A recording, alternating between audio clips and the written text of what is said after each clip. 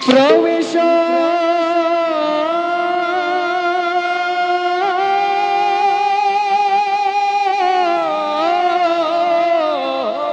করুত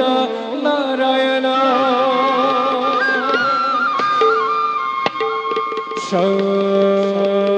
সকান্ত কৌতিজিত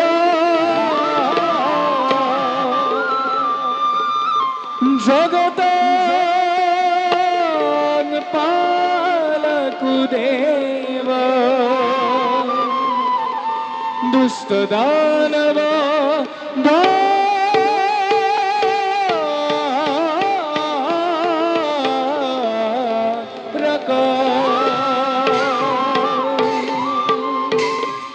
প্রশস্য গীত রাখেন ধরা তালেক তাল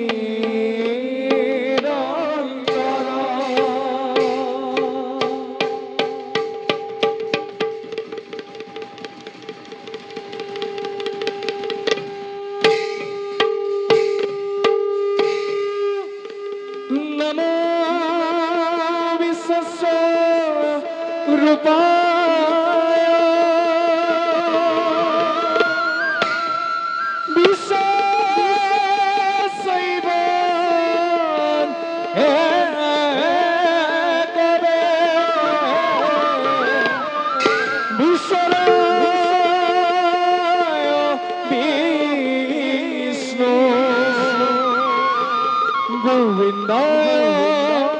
নমঃ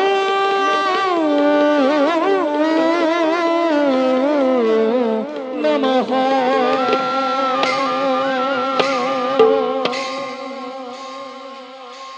উঠা দেবী, দেবী কমলা, এই বিনন্দিয়া সৃষ্টির স্রষ্টা দ্রষ্টা আমি এই পরম ব্রহ্ম দেবনারায়ণ, আমি এই ওমকার সৃষ্টি স্থিতি প্রলয়র আমি এই কারণ, ব্রহ্ম সত্য জগৎ মিথ্যা, অনন্ত কৌটি ব্রহ্মাণ্ডর, অনন্ত কৌটি ব্রহ্মাণ্ডর আমি এই স্রষ্টা। আমার সৃষ্টি যেতিয়াই অধৰ্মই ধৰ্ম আৰু মহাপাপে পুণ্যক গ্ৰাস কৰিবলৈ উদ্যত হয়, তেতিয়াই আসুৰিক শক্তিক বিনাশ কৰি ধৰ্ম সংস্থাপনৰ উদ্দেশ্যে যুগে যুগে আমি হওঁ অৱতাৰ।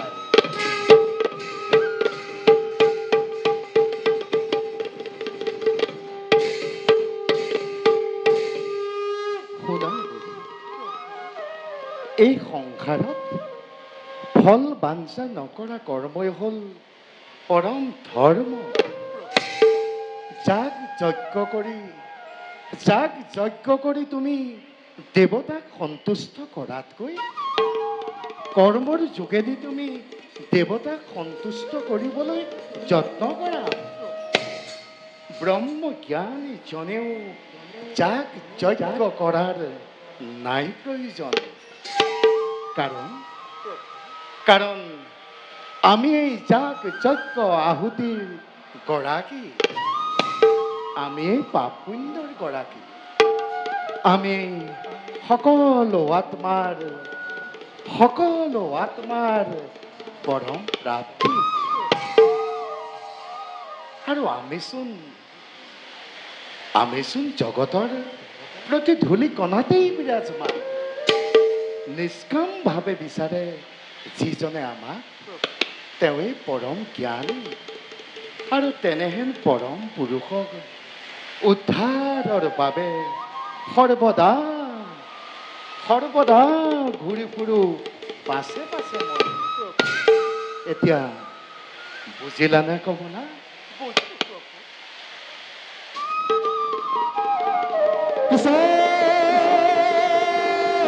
হৰি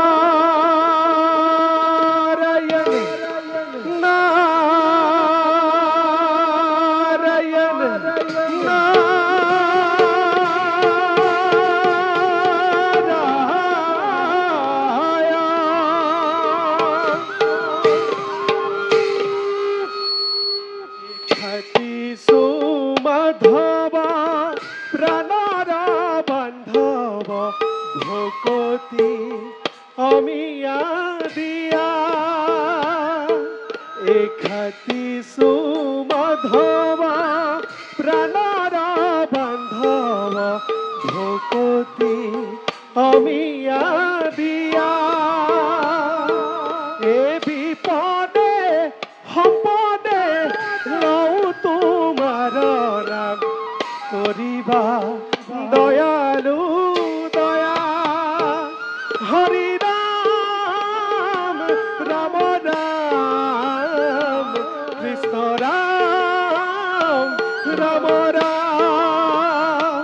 হৰি ৰাম ৰাম ৰাম কৃষ্ণ ৰাম এ ৰাম ৰাম ৰাম ৰাম ৰাম ৰাম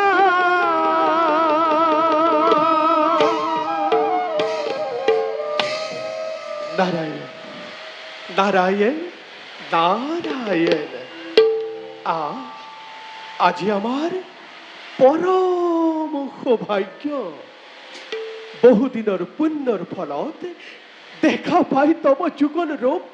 বিমলানন্দ লভিছু প্রাণত পাপে তাপে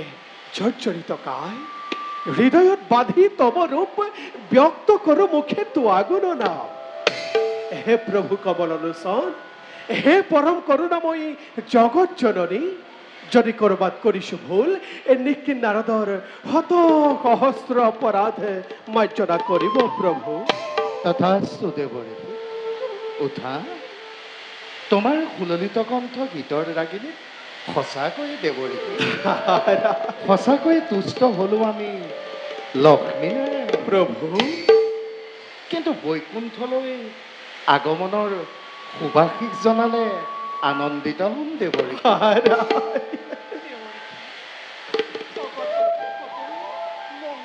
নাৰায়ণ তেওঁৰ সংকট দূৰ কৰিবলৈ পাই এনে কৈছোঁ কিবা নতুন সংবাদে বহুত কল্যাণ দেৱৰী প্ৰভু লক্ষ্মীৰ কথাই যদি সঁচা হয় তেন্তে তেন্তে নিঃসন্দেহে প্ৰকাশ কৰা নাৰায়ণ অন্তৰ্যামী প্ৰভু তুমি নাৰায়ণ সৃষ্টি স্থিতি প্ৰলয়ৰ তুমি ৰাখি তথাপিও এ নিকি নাৰদ সুধিছা যেতিয়া কওঁ শুনা প্ৰভু কোৱা দেৱৰী প্ৰজাপতি দক্ষ মহাৰাজে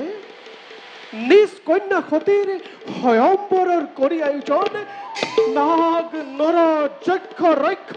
সকলোকে কৰিছে নিমন্ত্ৰণ বাকী মাথো প্ৰভু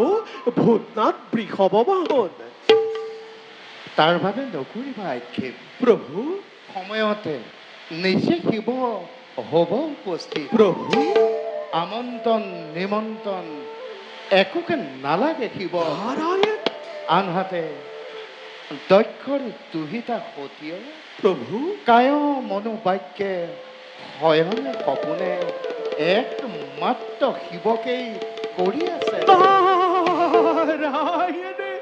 কি মধুৰ বচন শুনালা প্ৰভু দেৱৰী গৃহহীন মায়াহীন শ্মশান নিবাসী শিৱ হ'ব তেন্তে এবাৰ গৃহস্থী নিজে দেৱৰী প্ৰভু চিৰদিন মায়াত বন্দী হৈ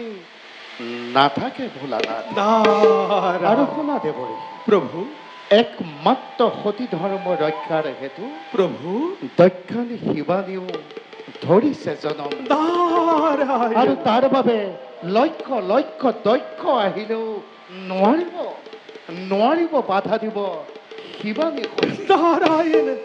আৰু শুনা দেৱৰী প্ৰভু ব্ৰহ্মা হা মনু নাৰায়ণ সনত কুমাৰ নাৰায়ণ আৰু তোমাৰ দৰে ভোলানাথ মোৰ একান্ত ভক্ত আৰু নাৰায়ণ শুনা দেৱৰী প্ৰভু যাৰ নাম লৈ তৰি যাবা এই পাপৰ সাগৰ সেই আমি নাৰায়ণ ভকতৰ আমি প্ৰাণধন ভকতি মিনতি প্রণতি মই না জানো দিনে নিশাই তোমার শরণ চিন্তা করো হে হরিনারায়ণ নেরিবা প্রভু জীবনে মোরা হে হরিনারায়ণ নেরিবা প্রভু জীবনে হে মোরা ওঠা দেৱৰ প্ৰভু আৰু সেয়েহে প্ৰিয় ভক্তৰ দ্ৰোহ মই নসহিম কদাপি নাৰায়ণ উচিত শাস্তি লভিব সেই দাম্ভিক দক্ষই নাৰায়ণ প্ৰলয়ৰ ৰুদ্ৰ ৰূপ দেখা পাব দক্ষই অতিকে ভীষণ নাৰায়ণ বুঝিলো প্ৰভু নাই আৰু মোৰ মনত সংশয় ইচ্ছাময় তুমি নাৰায়ণ ইচ্ছা পূৰ্ণ হবই তোমাৰ বাৰু প্ৰভু দুইৰে শৰণত পুনশ্চ প্ৰণিপাত জনাই এটা খেবে বিদায় হে মানে যোৱাতে দেৱৰ ভকতৰ প্ৰাণধন মুকুন্দ মুৰাৰি এ ভক্তি ভাবে সেৱা করু তুষ্ট হইবা তুমি এ হরি তোমার মহিমা বুঝি কি দরে হরি হে হরি স্থান দিবা মুক সরণে পদ্ম খম নভি জর প্রণামু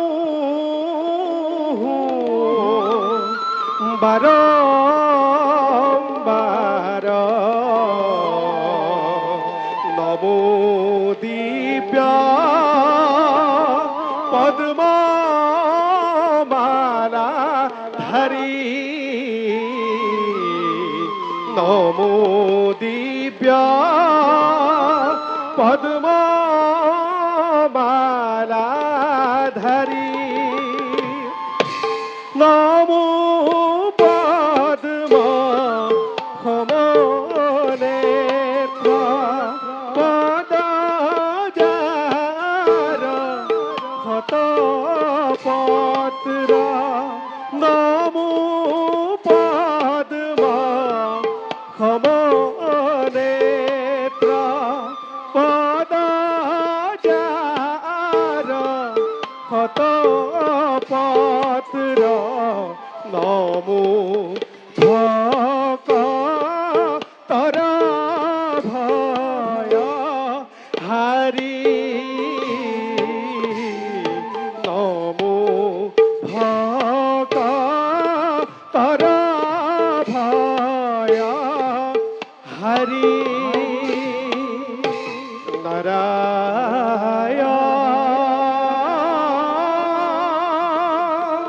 নাৰায়ণ